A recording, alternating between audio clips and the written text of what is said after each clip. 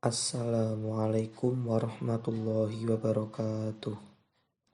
Selamat siang semua. Salam sejahtera untuk kita semua. Pada pertemuan kali ini, kami dari kelompok 6 yang terdiri dari Ayu Purnamasari 20040160006, Adam Silahuddin 20040160016, dan Yusuf Baharudin 20040160025 ingin mempresentasikan dengan judul Integrasi Sains Ismail Radji Al-Faruqi.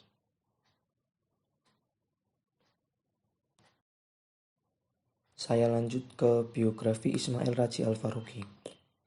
Beliau lahir di Java, Palestina 1 Januari 1921. Ayah Al-Faruqi bernama Abdul Huda Al-Faruqi, sosok laki-laki yang religius dan kodi terpandang di Palestina. Pendidikan agama yang didapatkan Al-Faruqi langsung dari ayahnya, di rumah dan di masjid sekitar rumahnya.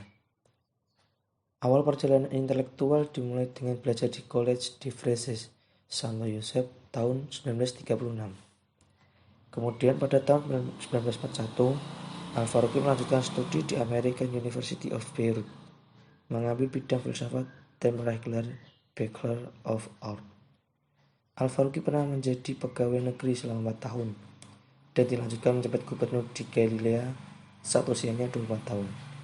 Namun, pada tahun 1947, provinsi tersebut jatuh ke tangan Israel dan membuatnya menuju Amerika tahun 1948.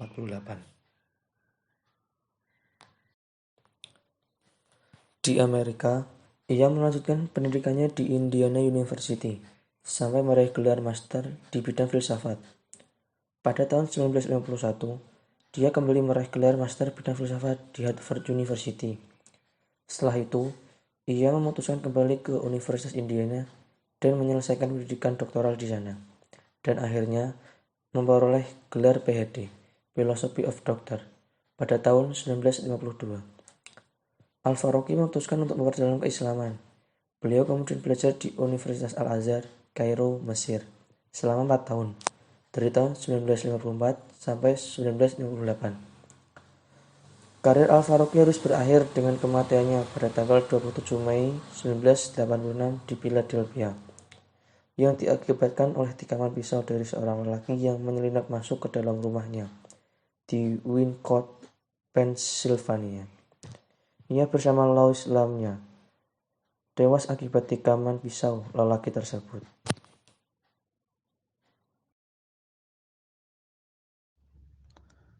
Latar belakang pemikiran Islamisasi ilmu Al-Faruqi. Alasan yang melatar belakangi pemikiran Islamisasi ilmu Al-Faruqi adalah bahwa umat Islam saat itu berada dalam keadaan yang lemah dan telah menjadikan Islam berada pada zaman kemunduran dan menempatkan umat Islam berada di anak tangga bangsa-bangsa terbawah. Persinggungan Islam dan Barat menyebabkan sebagai kaum muslimin tergoda oleh kemajuan Barat dan berupaya melakukan reformasi dengan jalan westernisasi.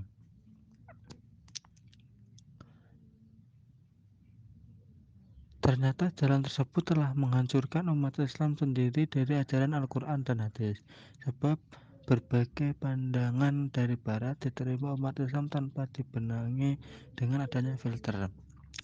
Dari fenomena ini, Al-Faruqi melihat kenyataan bahwa umat Islam sulit untuk menentukan pilihan arah yang tepat.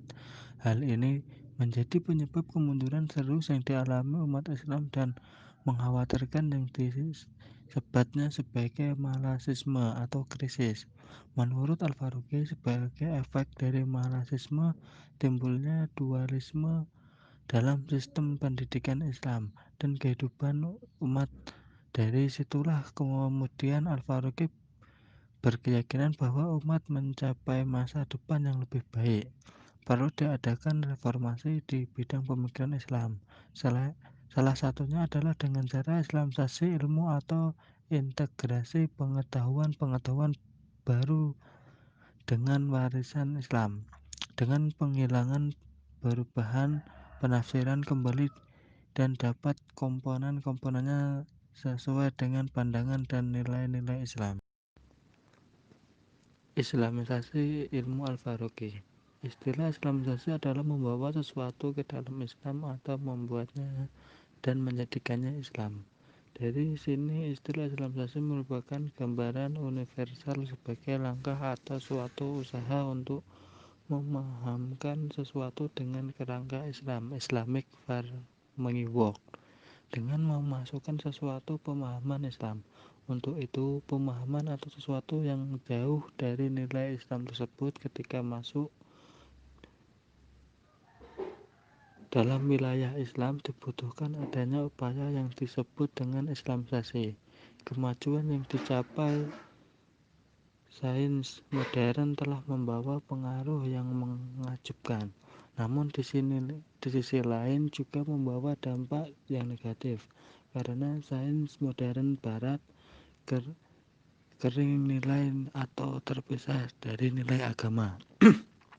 Di samping itu, Islamisasi ilmu pengetahuan juga merupakan reaksi atas krisis sistem pendidikan yang dihadapi umat Islam, yakni adanya dualisme sistem pendidikan Islam dan pendidikan modern atau sekuler yang membingungkan umat Islam.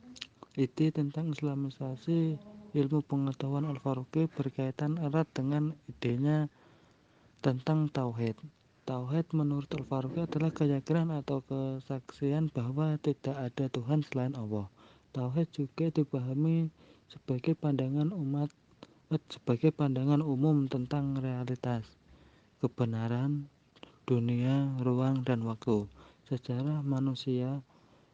Dengan demikian, Tauhid memberikan identitas peradaban Islam yang mengikat semua unsur-unsurnya bersama-sama dan menjadikan unsur-unsur tersebut suatu kesatuan yang integral dan organis yang disebut peradaban.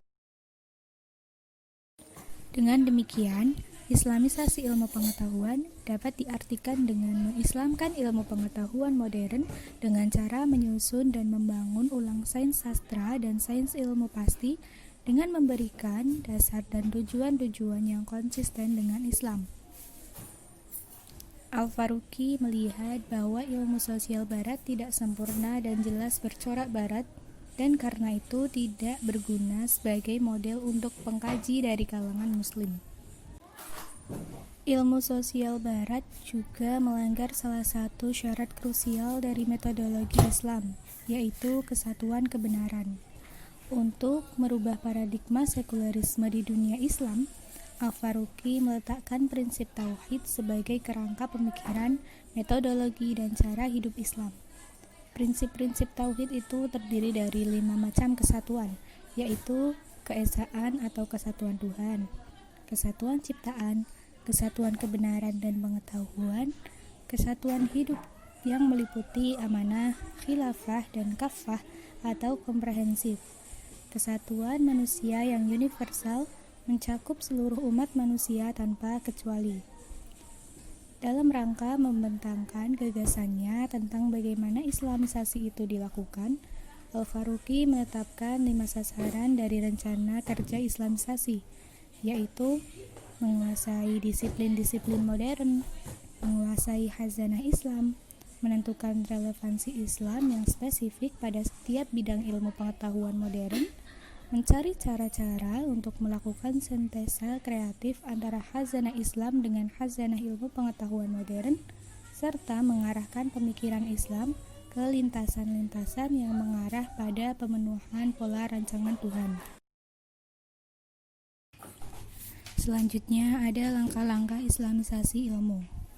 Untuk mempermudah proses Islamisasi, Al-Farabi mengemukakan langkah-langkah yang harus dilakukan, yaitu penguasaan disiplin ilmu modern dengan penguraian kategoris, survei disiplin ilmu, penguasaan khazanah Islam, penguasaan terhadap khazanah Islam untuk tahap analisa, penentuan relevansi spesifik untuk setiap disiplin ilmu, penilaian kritis terhadap disiplin modern, penilaian kritis terhadap khazanah Islam, survei mengenai problem-problem terbesar umat Islam, survei mengenai problem-problem umat manusia, analisa kreatif dan sintesa, merumuskan kembali disiplin-disiplin ilmu dalam kerangka kerja atau framework Islam, penyebar luasan ilmu pengetahuan yang sudah diislamkan.